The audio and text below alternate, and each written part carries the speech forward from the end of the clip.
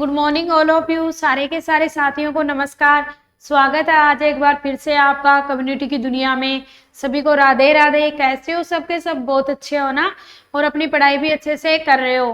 तो अपन जो है आज की क्लास में एक नई यूनिट स्टार्ट करने जा रहे हैं, जिसका नाम है आपकी जो सेकेंड यूनिट है उसको स्टार्ट करने जा रहे हैं, उसका शुभारंभ करने जा रहे हैं अपन जय श्री गणेशाय करके, जिसका नाम है health care delivery system in India. इससे पहले की क्लास के अंदर जो पहली यूनिट थी जिसका अपन नाम था हेल्थ एडमिनिस्ट्रेशन इन इंडिया, कि जिला स्तर पे क्या सिस्टम होता है, कि स्टेट लेवल पे क्या सिस्टम होता है, सेंट्रल लेवल पे क्या सिस्टम होता है, वो सब अपन पढ़ चुके हैं। तो जो बोरिंग सी सब यूनिट थी वो अपनी कंप्लीट हो चुकी है। इस यूनिट में थोड़ा इंटरेस्टिंग, हालांकि मैं इतना तो नहीं बोल सकती कि इस यूनिट में भी सारी की सारी चीजें इंटरेस्टिंग ही ना आएंगी, लेकिन शुरुआत की क्लासों के अंदर इस यूनिट में क्या है, इंटरेस्टिंग चीजें ही आएंगी। और थोड़ा आगे जाके शायद 15-20 मिनट की क्लास बोरिंग हो सकती है, लेकिन ये यूनिट आपके सब्जेक्ट सिलेबस से में बहुत ही इंपॉर्टेंट यूनिट है। इससे बहुत बार क्वेश्चन आते हैं, हर बार आपकी एग्जाम में एक ना एक क्वेश्चन आता ही है। इसलिए इस यूनिट को आपको अच्छी तरीके से याद रखनी है। भाई एग्जाम के लिए तो हम पढ़ रहे हैं, और एग्जाम में अगर क्वेश्चन आता है तो हमें अच्छे से याद करना ही पड़ेगा, इस यूनिट को पढ़ना ही पड़ेगा अच्छे से। तो आप इस यूनिट का नाम है health care delivery system in India. आपको ये आप ऐसा नहीं होना चाहिए अब आपके साथ कि हाँ आपको पहले ही बोल दिया कि भाई यूनिट बोरिंग है, तो आप ऐसे सोचने लग जाओ कि यार कौन है, कौन पढ़ेगा, क्या है, फालतू में जाने दो। ऐसे नहीं है कि पूरी यूनिट ही बोरिंग है, हालांकि और यूनिटों से थोड़ी बोरिंग है, ठीक है। तो क्या नाम है, health care delivery system in India, कि अपने इंडिया के अंदर, अपने भारतवर्ष के अंदर जो हेल्थ केयर डिलीवरी सिस्टम कैसे कैसे होता है उसके बारे में अपन पढ़ रहे हैं। तो सबसे पहला अपन जो टॉपिक है उसका नाम है अपना कॉन्सेप्ट ऑफ हेल्थ केयर, की जो आपका हेल्थ केयर है उसका कॉन्सेप्ट यानी कि अवधारणा क्या है, जो अपनी हेल्थ केयर है उसकी अवधारणाएं क्या क्या है, क्या क्या कॉन्सेप्ट है, ठीक है। ये चीज आप कम्युनिटी फर्स्ट के अंदर पढ़ भी चुके हो, लेकिन फिर भी एक बार मैं आपको बता देती हूँ, रिवीजन के हिसाब से मान लो चाहिए। क्या है सबसे पहला टॉपिक अपना कॉन्सेप्ट ऑफ हेल्थ केयर, कि हेल्थ केयर कैसे कैसे, हेल्थ केयर के लिए कौन कौन सी अवधारणा बनी हुई है।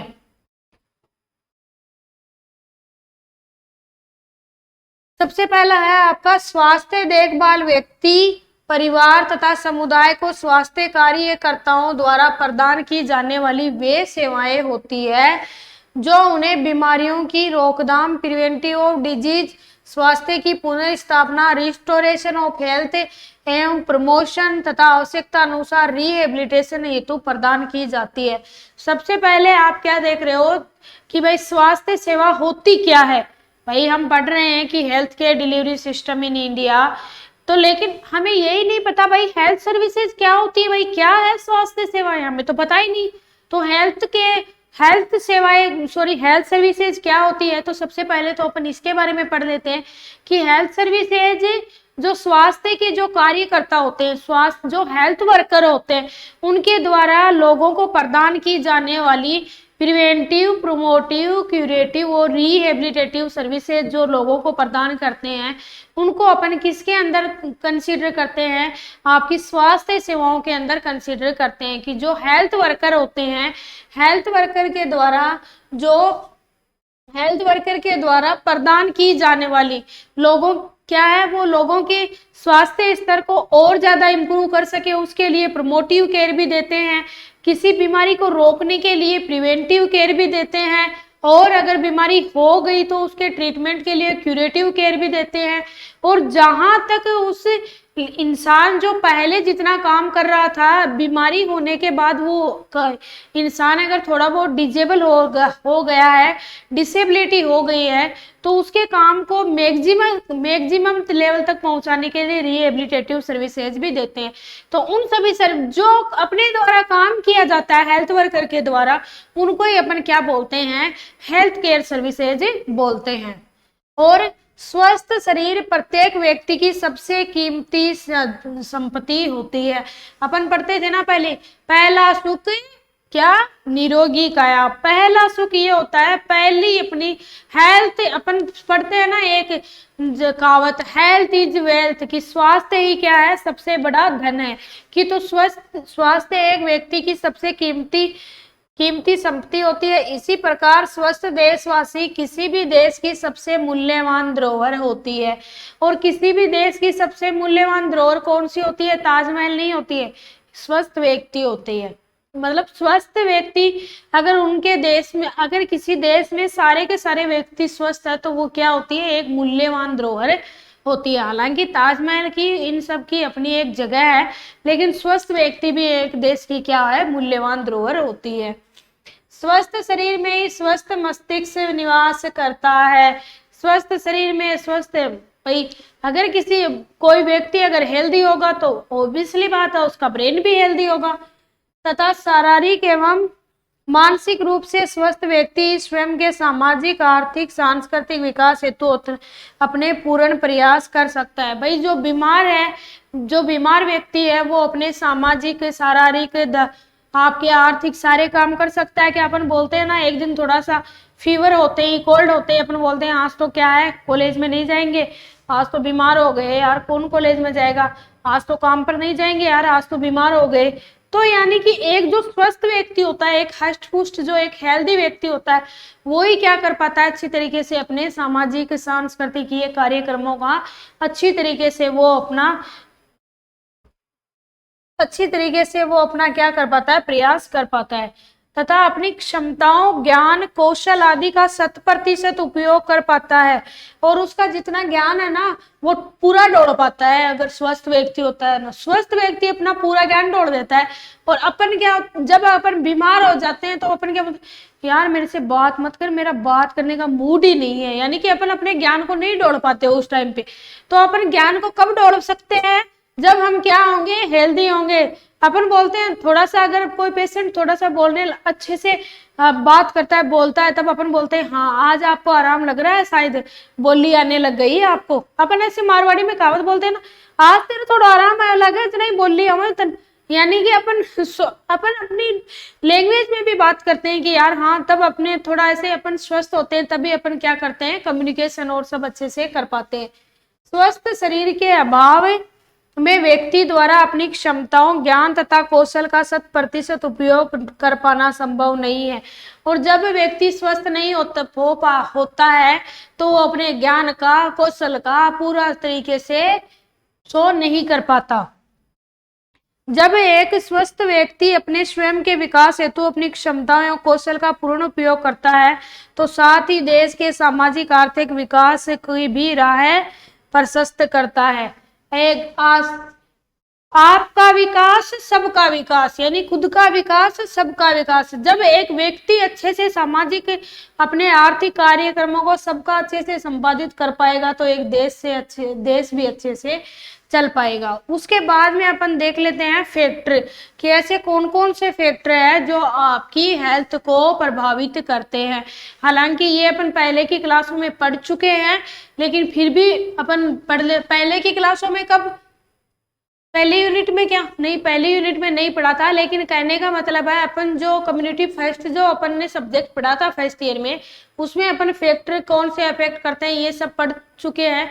लेकिन फिर भी क्या है, हमारी आदत होती है पढ़ तो पता नहीं हम क्या क्या ही चुके हैं, लेकिन याद कितना रहता है वो सब मेन बात है। ठीक है, पढ़ा तो पता नहीं हमने क्या क्या ही है, लेकिन याद हमें कुछ नहीं है। यानी कि आपको याद रहना भी जरूरी है, इसलिए आपको फिर से आपके माथे में आप गलती हो गई, फिर से आपके दिमाग में घुसाने के लिए ये फिर से बातें बता रही हूँ। क्या, कि कौन कौन से फैक्टर करते हैं। बुरा मत मानना, कभी कभार ऐसे जुबान फिसल जाती है तो बुरा मानने वाली बात नहीं है, होता है, चलता रहता है। फैक्टर कौन कौन से हैं, तो सबसे पहला आपका है जेनेटिक कारक, यानी कि जेनेटिक फैक्टर। सबसे पहला क्या है, जेनेटिक फैक्टर। सबसे पहला कारक क्या था, आनुवंशिक कारक, यानी कि जेनेटिक फैक्टर। जेनेटिक फैक्टर यानी कि एक जो पेरेंट्स के अंदर अगर कोई प्रॉब्लम्स होती है तो वो प्रॉब्लम्स बच्चों के अंदर कैसे कैसे आगे पीढ़ी दर पीढ़ी बच्चों में कैसे चलती है। अपन ने पीडिया सब्जेक्ट में भी पढ़ा था कि कोई बीमारी होती है, आनुवंशिक बीमारियां भी होती है, जैसे क्रोमोजोम के अंदर कोई अगर गुणसूत्रों के अंदर अगर कोई विकार हो जाए तो भी आनुवंशिक बीमारियां हो सकती है। तो बहुत सारी बीमारियां ऐसी भी होती है जो कि एक पीढ़ी से दूसरी पीढ़ी में क्या होती है, गिफ्ट में जाती रहती है, ट्रांसफर होती रहती है। तो आनुवंशिक कारक भी ऐसे है जो कि एक व्यक्ति को हेल्थ को अफेक्ट करते हैं। और इन्वायरमेंटल फैक्टर, पर्यावरणीय कारक, पर्यावरणीय जेनेटिक के अंदर तो आप कौन से लिख देना, जैसे हेरेडिटरी हो गया, आपका क्रोमोजोमल अबनॉर्मलिटी हो गया, ये सब आ जाएंगे। पर्यावरणीय कारक, इन्वायरमेंटल फैक्टर, भाई अपने आसपास का इन्वायरमेंटल कैसे इफेक्ट करता है, अपनी हेल्थ को कैसे इफेक्ट करता है। अब इन्वायरमेंट आपको अच्छी तरीके से पता है, यूवी रेज से अपने क्या है, स्किन कैंसर हो सकता है। अगर बहुत ज्यादा पोल्यूशन हो रखा है, डस्ट बहुत ज्यादा हो रखी है, तो अपने को क्या है, राइनोरिया हो जाता है, अपने को एलर्जी हो जाती है, अस्थमा हो जाती है, छींकें आने लग जाती है। मेरे को तो होती है भाई एलर्जी, इसलिए मैं बता रही हूँ, मेरे को तो बहुत परेशानी होती है जब डस्ट बहुत ज्यादा हो जाती है। तो आप में से भी बहुत लोगों को होती होगी एलर्जी डस्ट से। आजकल एलर्जी तो हर चीज से होने लग जाती है लोगों को, पैदा होते ही एलर्जी के, पैदा ही हम एलर्जी के साथ ही होते हैं, ऐसे मान के चलो आप। तो और क्या, जैसे इन्वायरमेंटल, आपका नॉइस पोल्यूशन क्या करता है, आपको बहुत ज्यादा नॉइस पोल्यूशन से बहरापन हो सकता है, और आपके और ज्यादा जहरीली गैसों से अपने फेफड़े खराब हो सकते हैं। यानी कि आप सब अच्छे से जानते हो इन्वायरमेंटल फैक्टर में जैसे आपका क्या आ गया, पोल्यूशन आ गया, चाहे आपका वाटर पोल्यूशन आ जाए, चाहे आपका हवा का प्रदूषण आ जाए, चाहे आपका जल प्रदूषण आ जाए, चाहे अपना आसपास का वातावरण मान लो, ये सब आप इसके अंदर आपको पता है, अच्छे से कॉपी बनने में तो माहिर है। और जीवन शैली यानी कि लाइफ स्टाइल, रात को 2 बजे सोते हो और सुबह 12 बजे उठते हो, वो वाली जीवन शैली। कौन सी वाली, रात को 2 बजे सोते हुए चैट, हाय हेलो जानू सोना, क्या कर रहे हो, खाना खाया क्या, अरे ये नहीं पता, थोड़ी देर सो ले 2-3 घंटे, फिर सुबह खाना खाने का टाइम होने वाला है, और तू क्या है वो 8 बजे वाला 8 बजे वाले खाने को लेके बैठी है। खाना खा लिया क्या, क्या खाया, बर्गर खाया, पिज्जा खाया, तेरे को भी चाहिए क्या। अरे भाई 2 बजे है, वो खाना अभी पच गया पूरा, आप उसको पूछने में लगे हुए खाना खा लिया क्या। तो रात को 2 बजे तक सोना और सुबह 12 बजे तक उठने वाली अपनी जीवन शैली। और क्या करते हैं, एक्सरसाइज बिल्कुल करते नहीं है, ठूसते रहते हैं, शरीर में ठूसते रहते हैं, जितना एक डस्टबिन बना रखा है, जो आए खा लिया बस। तो वो वाली जीवन शैली, एक्सरसाइज नहीं करते हैं, योगा नहीं करते हैं, मेडिटेशन नहीं करते हैं, कब सो रहे हैं कब उठ रहे हैं कोई पता नहीं है, तो भाई बीमारियां तो होगी ही। सामाजिक एवं सांस्कृतिक कारक, सोशियो कल्चरल फैक्टर, सामाजिक एवं सांस्कृतिक कारक यानी सोशियो कल्चरल फैक्टर, बहुत सारे अपने सामाजिक कारक, जैसे अपनी सोसाइटी कैसी है, अपने आसपास की सोसाइटी में बेरोजगारी बहुत ज्यादा है, क्राइम चल रहा है, लूटपाट चल रही है, तो इन सब से भी अपने क्या है, अपन हेल्दी नहीं रह पाते हैं। कल्चरल कारक, जैसे आपके कल्चरल में जैसे आपके रीति रिवाज हो गए, जैसे अपने रीति रिवाज होते हैं, कस्टम्स होते हैं, रीति रिवाज कैसे हैं, अपने लड़कियों को पढ़ने नहीं देना है, ये नहीं करना है, वो नहीं करना है, बाहर नहीं जाना है, खेलना नहीं है। यानी कि ऐसे नहीं बोल रही कि ये चीजें सही है, मैं बता रही हूँ कि ये जो अंधविश्वास फैले हुए होते हैं उनके कारण भी। और पोषण संबंधी कारक यानी कि न्यूट्रिशनल फैक्टर, न्यूट्रिशनल फैक्टर, अगर आप अच्छे से डाइट नहीं ले रहे हो, अच्छे से फाइबर डाइट नहीं ले रहे हो, बहुत ज्यादा फैट कंज्यूम कर रहे हो, तो भी क्या पड़ सकते हैं, अपन बीमार हो सकते हैं। आर्थिक कारक, भाई ये तो सबसे बड़ी जड़ है।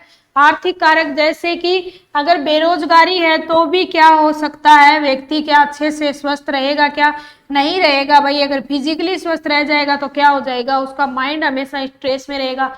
जैसे कि बेरोजगारी हो गई, अगर थोड़ी बहुत बीमार हो भी जाएंगे तो भी वो डॉक्टर को दिखाने के लिए नहीं जा सकते फाइनेंशियल प्रॉब्लम्स के कारण, इसलिए बेरोजगारी भी अपने हेल्थ के अंदर बहुत बड़ा रोल प्ले करती है।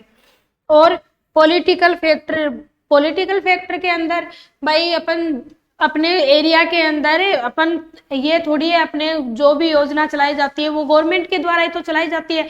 गवर्नमेंट के द्वारा वाटर सप्लाई का काम सही नहीं हो रहा है तो भी अपन क्या है, बीमार पड़ सकते हैं। तो पॉलिटिकल फैक्टर भी इफेक्ट करता है।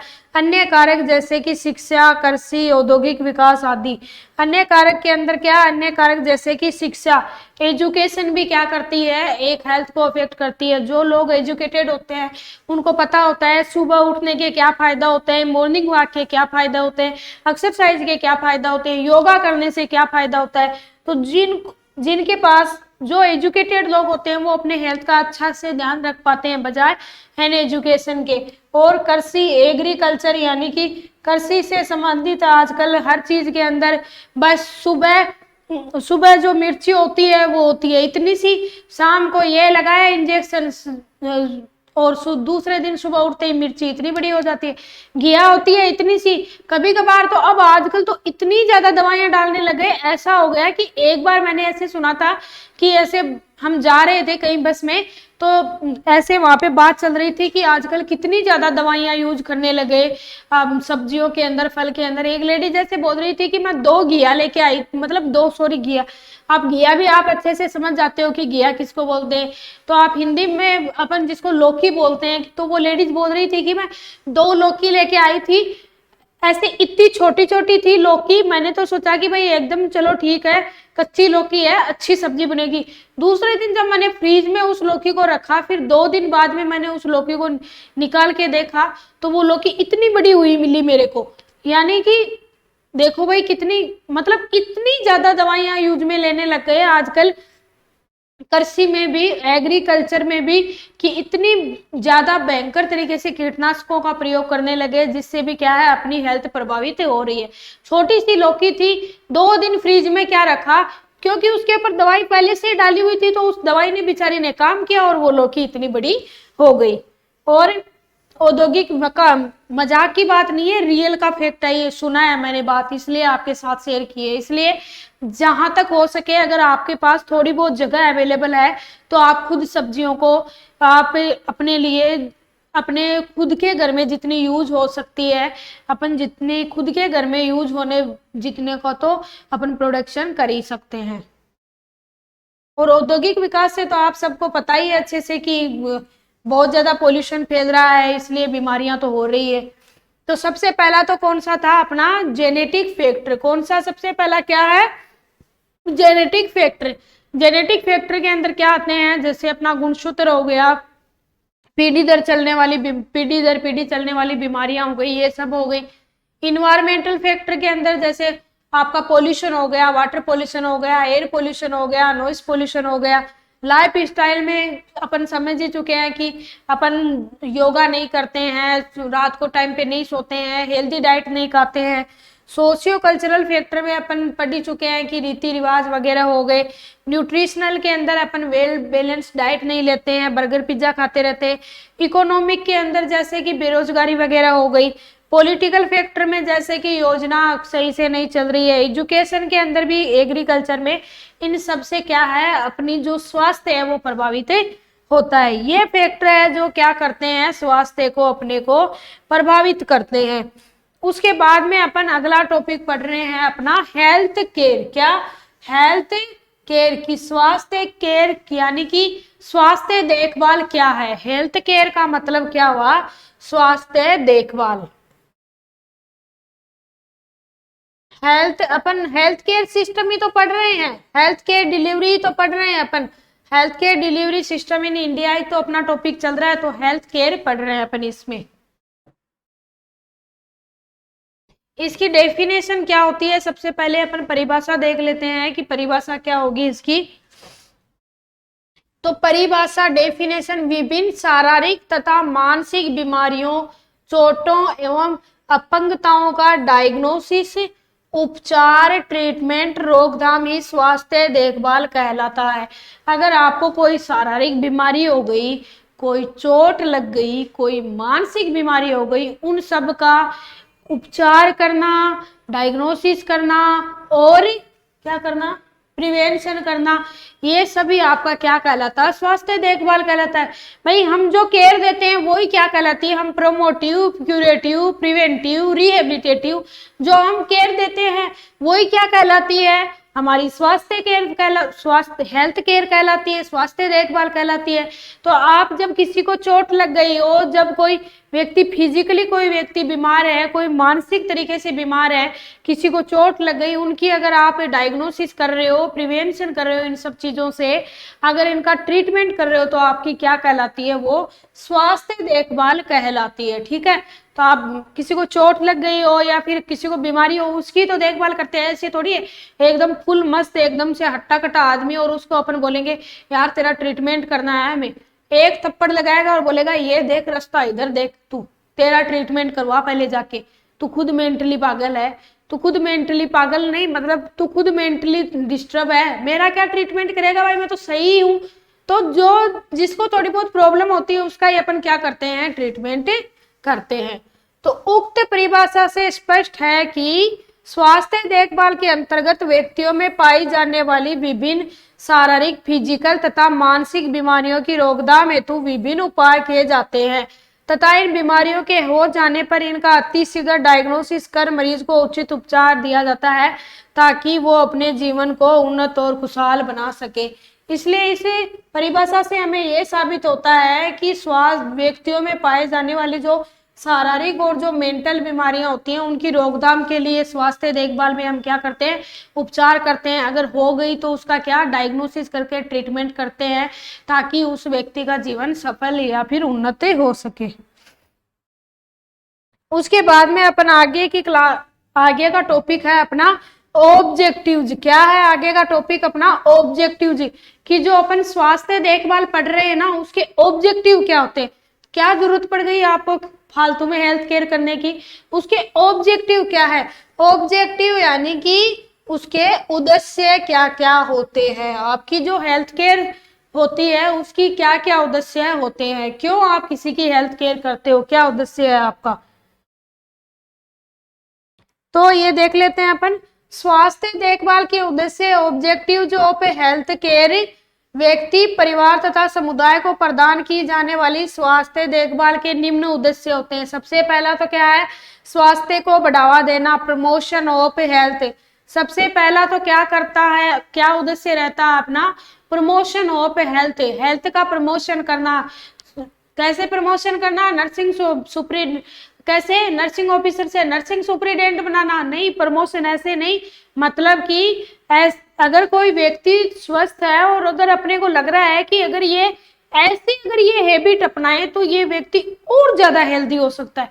यानी माना कि ये व्यक्ति हेल्दी तो है लेकिन फिर भी अगर ये अपनी लाइफ स्टाइल में ऐसे चेंज लाए तो ये और भी ज्यादा हेल्दी हो जाएगा, और भी ज्यादा तंदुरुस्त हो जाएगा। यानी कि ये व्यक्ति चलो ठीक है, इसकी दिनचर्या सही है, सब कुछ ठीक है, लेकिन फिर भी ये सुबह उठ के मॉर्निंग वॉक करने लग जाए, योगा करने लग जाए तो इसकी लाइफ पता कमाल ही हो जाए। ठीक है, तो और ज्यादा हेल्थ को प्रमोट करने के लिए भी और बीमारियों की रोकथाम के लिए, प्रिवेंशन ऑफ डिजीज, बीमारियों की रोकथाम के लिए जैसे कि अपन क्या करते हैं? अपन इम्यूनाइजेशन करवाते हैं, वैक्सीन लगवाते हैं बहुत सारी बीमारियों को रोकने के लिए, टीबी को रोकने के लिए, हेपेटाइटिस को रोकने के लिए, इन सब को रोकने के लिए अपन क्या करते हैं? जैसे प्रिवेंशन, डिजीज को प्रिवेंट करने का भी अपना एक उद्देश्य रहता है। बीमारियों का समय समय पर निदान यानी कि टाइमली डायग्नोसिस ऑफ डिजीज, जो बीमारी हो गई उसका टाइम से क्या करना? डायग्नोसिस करना भी अपना उद्देश्य रहता है। ऐसे नहीं है बेचारे को बीमारी हो गई, बीमारी से मर गया, फिर अपन घर पे जाके पूछ रहे यार उसको क्या हुआ था रे, मरा कैसे वो? घर वाले ये लपड़ लगाएंगे और बोलेंगे ला तू, तेरे को हम बताएंगे कैसे मरा था। यानी कि उस बीमारी का टाइम पर डायग्नोसिस करने का भी अपना उद्देश्य है। स्वास्थ्य की पुनर्स्थापना यानी कि रिस्टोरेशन ऑफ हेल्थ, अगर किसी चोट से उस व्यक्ति को डिसेबिलिटी हो गई है, अगर वो व्यक्ति थोड़ा बहुत उसमें कोई माइनर डिफॉर्मिटी रह गई है, तो अपने को ऐसा कुछ उपाय करना जिसकी वजह से वो व्यक्ति अपने जितना हो सके उतना मैक्सिमम काम कर सके। और आवश्यकता अनुसार मरीजों का पुनर्वास यानी कि रिहेबिलिटेशन ऑफ पेशेंट पर नेसेसिटी, ये अपने क्या रहते हैं? उद्देश्य रहते हैं। तो सबसे पहला तो क्या है? यही उद्देश्य है भाई, हेल्थ का प्रमोशन करना और बीमारी को प्रिवेंट करना, ट्रीटमेंट करना और रिहेबिलिटेशन करना। तो प्रमोशन हो गया, प्रिवेंशन हो गया, डायग्नोसिस हो गया, रिहेबिलिटेशन हो गया और ये भी टाइम टाइम पे रिहेबिलिटेशन हो गया। तो आज की क्लास में अपन ने क्या क्या पढ़ा, एक बार फिर से अपन रिवीजन कर लेते हैं।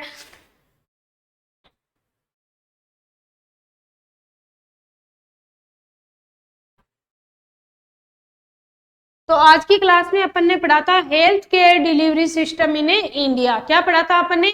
Health care delivery system in India की इंडिया के अंदर कौन कौन सी हेल्थ केयर डिलीवरी सिस्टम चल रहा है। तो सबसे पहले तो अपन ने पढ़े थे कॉन्सेप्ट ऑफ हेल्थ केयर कि जो अपने हेल्थ होती है उसके क्या क्या कॉन्सेप्ट रहते हैं, हेल्थ की क्या अवधारणा है कॉन्सेप्ट की। तो इसके अंदर अपन ने देखा था कि स्वास्थ्य देखभाल क्या होता है। स्वास्थ्य देखभाल क्या कहलाता है? किसी व्यक्ति की, परिवार की, समुदाय की, उनको प्रदान की जाने वाली वो सेवाएं हैं जो कि हेल्थ को प्रमोट करे और बीमारी को प्रिवेंट करे। अगर कोई बीमारी हो गई है तो उसका ट्रीटमेंट और रिहेबिलिटेशन करना ही क्या कहलाता है? हमारी स्वास्थ्य सेवा या फिर स्वास्थ्य देखभाल कहलाता है। और स्वस्थ शरीर हर व्यक्ति की सबसे कीमती, स्वस्थ शरीर क्या होता है? हर व्यक्ति की सबसे कीमती संपत्ति होती है। अगर देशवासी स्वस्थ होंगे तो देश कैसा होगा? स्वस्थ होगा। और स्वस्थ देशवासी हर देश की क्या होती है? एक अमूल्य धरोहर होती है। और अगर व्यक्ति स्वस्थ होगा तो उसका माइंड भी कैसा होगा? स्वस्थ ही होगा। और माइंड स्वस्थ होगा, व्यक्ति स्वस्थ होगा तो वो अपने हर काम को क्या कर पाता है? अच्छी तरीके से पूरा कर पाता है। और अगर हर व्यक्ति स्वस्थ होने से अपने काम अच्छे से पूरे कर पाएगा तो देश का विकास तो होना ही होना है। उसके बाद में अपन ने पढ़े थे फैक्टर कि ऐसे कौन कौन से फैक्टर है भाई जो एक व्यक्ति के हेल्थ को अफेक्ट करते हैं। तो सबसे पहला फैक्टर कौन था? अरे बोलो बच्चों, कौन सा था? Genetic factor. अब आगे से जवाब आना चाहिए, बोलो फटाफट। सबसे कौन सा था? Genetic factor. बाद में इन्वायरमेंटल फैक्टर और लाइफ स्टाइल और socio cultural factor, nutritional factor, economical factor, political factor, education, agriculture और इंडस्ट्रियल। जेनेटिक के अंदर आनुवंशिकता कारण, जैसे आपकी पीढ़ी दर चलने वाली बीमारी हो गई, वाटर पोल्यूशन, ये सब हो गया। लाइफ स्टाइल में आपकी मतलब जीवन शैली आ गई, जैसे कि अपन खाने की हैबिट कैसी है, व्यायाम करते हैं या फिर नहीं करते हैं। सोशियो कल्चरल फैक्टर में जैसे रीति रिवाज ये सब आ गए। न्यूट्रिशन में वेल बैलेंस डाइट हो गई। इकोनॉमिकल में जैसे बेरोजगारी वगैरह, योजनाएं वगैरह। पॉलिटिकल में आ गई एजुकेशन, एग्रीकल्चर, ये सब हो गया। उसके बाद में हेल्थ केयर क्या है, हेल्थ केयर की परिभाषा क्या होती है। सबसे पहले अपन देख लेते हैं हेल्थ केयर की डेफिनेशन कि स्वास्थ्य देखभाल क्या कहलाती है।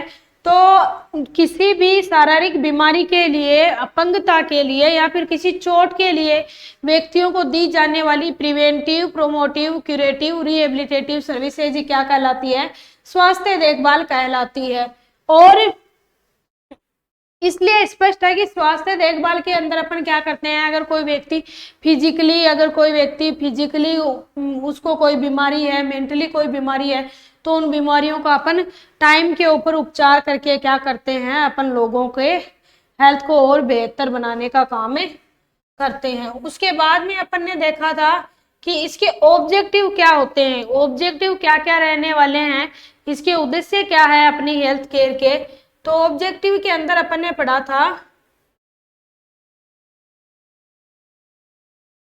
ऑब्जेक्टिव में अपन ने देखा था तो एक तो अपना क्या है, प्रमोशन ऑफ हेल्थ, हेल्थ को प्रमोट करना और क्या करना, बीमारियों को रोकना, बीमारियों को टाइम पे डायग्नोसिस करना और रिस्टोरेशन ऑफ हेल्थ और आवश्यकता अनुसार रिहेबिलिटेशन करना। तो thanks to all of you. आज की क्लास में अपन इतना ही पढ़ेंगे। Thank you.